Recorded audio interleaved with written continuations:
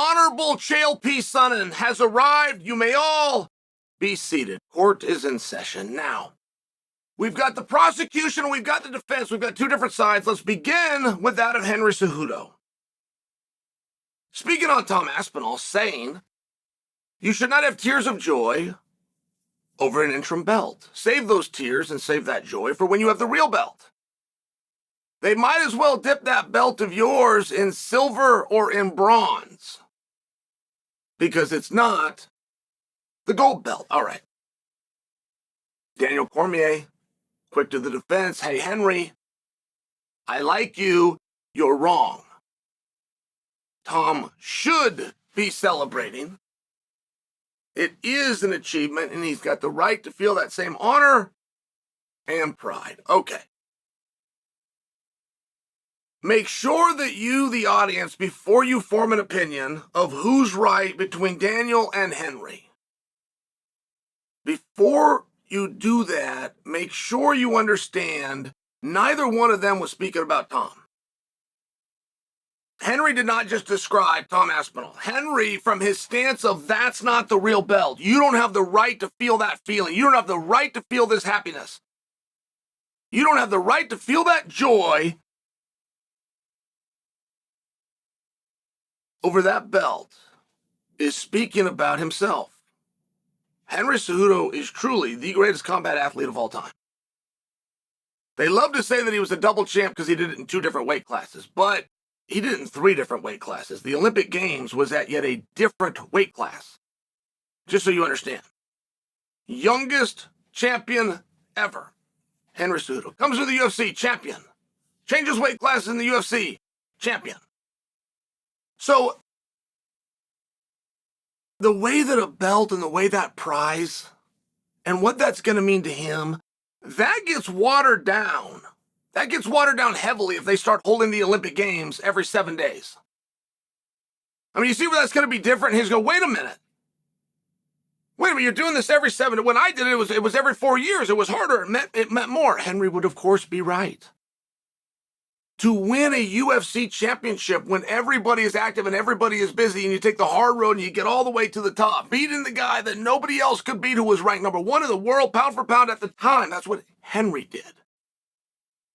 So that belt and what went into it, the disappointments, the ups, the downs, the highs, the lows, if somebody else is going to have on their mantle and on their resume, who ultimately on paper and on paper alone could someday go head-to-head with his accomplishments, he's going to want those accomplishments to have been as equally difficult and trying as the ones that he accomplished were. So he was talking about himself in that situation.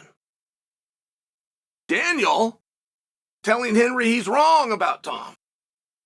Daniel got put into a colossally odd position, but it wasn't his fault. He did nothing wrong. Daniel fought Jon Jones, and Daniel brought the belt. Talking about part 2. He brought the belt. He was the champion. It was a championship fight, but Daniel brought the belt. Jon left with the belt.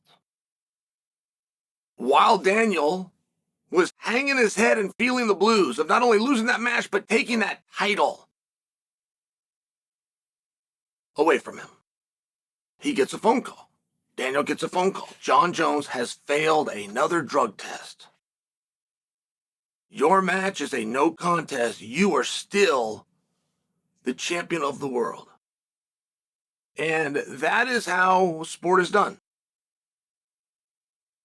On a number of different levels and a number of different champions that you know and recognize to this day. What you either didn't know or you have forgotten is that in the championship match, they were defeated. But an irregularity happened. A no contest was ruled. And they then were elevated. In this case, we're talking about to a championship. But there's other guys that were elevated to Olympic gold medalists. So everything was done and everything was right. But Daniel's belt of being on vacation and being depressed because you lost a belt and you get one phone call that changes everything. Not a single punch was thrown. Not a kick was thrown. Not a takedown was scored.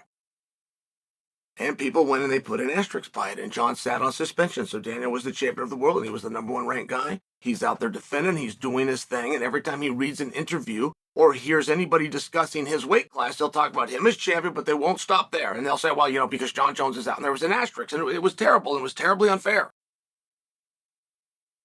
So it really just matters who you're talking to. Like, if you guys think you're going to settle this and you're going to either go with Henry's side or Daniel's side, based on the happiness that Tom should have. Like before you do that, make sure you understand who it is you're talking to. What if you think that Tom's belt doesn't matter? Is that the conclusion you've come to? Okay, great. Go ask Sergey Pavlich how much he'd like to have it. Go ask Sergey Pavlich if life would be different, his mood and attitude, his self-pride, the family's pride, the gym and the coaches. Ask him if that pride would feel different if they had that belt, which means he would have beaten Tom Aspinall. I mean, it doesn't feel like an event that didn't matter. It didn't feel like an event that didn't count based on who you're speaking to, right? So, an interesting conversation, and it got a little bit ugly. I thought Henry's hands were clean. I thought Henry, for coming out and making his point and being the one to say something, not to mention, he's ultimately offering a defense to Jon Jones, who is one of his pupils. Goes out there and trains and gets guidance from Henry. I thought ultimately he was defending his guy, whether he ever said Jon's name or not. That's how I felt. But you're also going to hear from Daniel that goes, hey man, a belt is a belt and the rules are the rules. And you don't set them and you don't make them, but neither did anybody else. That is all chosen. That is all done behind the scenes. You take the opportunities you can get when you can get them. You win the matches you can win when you can win them. And if those matches turn into victories, turn into accomplishments, turn into titles, then those are yours and should be recognized at face value and without a caveat. That seems fair and that seems reasonable. But I want to know what you think.